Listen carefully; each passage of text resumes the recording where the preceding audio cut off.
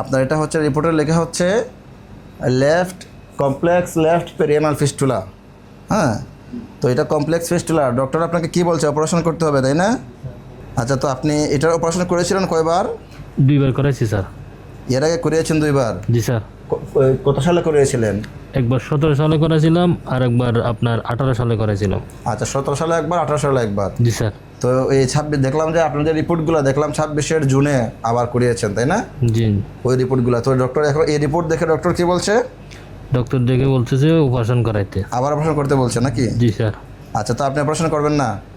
না, অপারেশন করাবো আচ্ছা, না। অপারেশন না করলে ভালো হবে কিভাবে?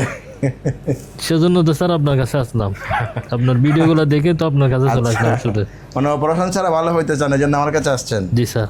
আচ্ছা, দেখেন আমি আপনার যে তারা যেটা ফিস্টুলাগ্রাম এমআরআই করে যেটা দেখছে, জি। আমরা এটা ম্যানুয়ালি এখন দেখবো এটা আসলে কতটুকু ডিপে আছে। হ্যাঁ, জি স্যার। আমরা একটু দেখার চেষ্টা করি। হ্যাঁ, আপনি যদি ব্যথা ট্যাথা লাগে আমাকে বললেন, ব্যথা লাগবে না, আমি আমার মতো করে দেবো ইনশাল্লাহ।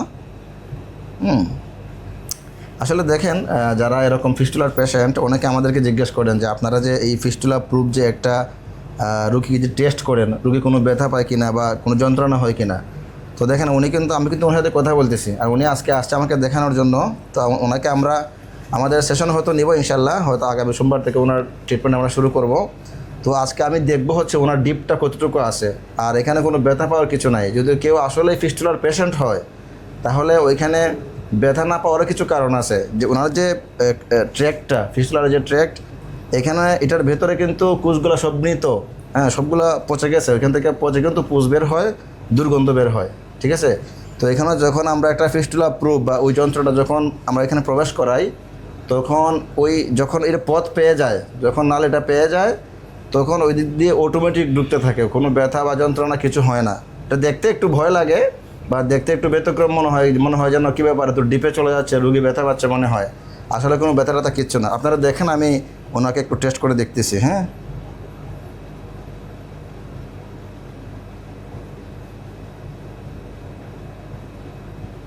দেখছেন ইজিলি চলে যাচ্ছে। হ্যাঁ, ইজিলি চলে যাচ্ছে, অর্ধেকের বেশি প্রায় চলে গেছে। আচ্ছা, আপনার কোথায় যাওয়ার ঠেকে আমাকে একটু বললেন তো আচ্ছা স্যার। সেলিম ভাই। আচ্ছা ঠিক আছে। এখনো কিছু লাগে নাই না? না। দেখেন কতটুকু ঢুকে গেছে। হ্যাঁ, এখন একটু ধাক্কা লাগতেছে। একটু ধাক্কা লাগছে নাকি? জি স্যার। আচ্ছা, একটু দেখি। হ্যাঁ, যাচ্ছে কিন্তু এখনো। আল্লাহ আকবার। দেখেন, এই আমরা যে বলি ফিস্টুলার কিন্তু অনেকগুলো প্রকার আছে। হ্যাঁ, ফিস্টুলার শুধু ট্রিটমেন্ট করলেই হবে না, ফিস্টুলা বুঝে ট্রিটমেন্ট করতে হবে। অনেকের আছে যে স্প্রিন্টারের এক্সটার্নাল স্প্রিন্টারে কিন্তু ফুটা করে ফেলে, আবার অনেকের দেখা যায় ইন্টারনালি স্প্রিন্টার কিন্তু ফুটা হয়ে যায়, যার কারণে ওই এদিকের যে নালী, ওই নালী দিয়ে অনেক সময় এই পায়খানা বা বায়ুত্যাগ করলে বাতাস বের হয়ে আসে। তো দেখেন, এই যে দেখেন ওই এখন যে ঠেকছে ওনারটার ভিতরে যাচ্ছে না।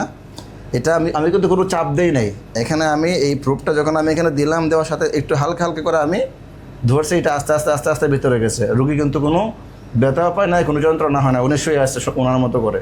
আমি ওনার সাথে কথা বলতে বলতে এটা ভিতরে প্রবেশ করাইলাম। এত ডিপ মাসেলে যখন একটা নালী ভিতরে ঢুকে যায়, ডিপ মাসেল থেকে তৈরি হয়, তখন ওইখান থেকে আসলে অপারেশন করে খুব একটা ফলাফল আসে না, আমরা যতটুকু জানি আর কি। যদি আরও পরিভাগে হইতো বা ইপিথেলিয়াল সারফেস বা এর পাশাপাশি হইতো, অত ডিপ মাসেলে না যাইতো, তাহলে হয়তো বা অপারেশন করলে হয়তো বা এটা সহজে হয়ে যেত আর কি।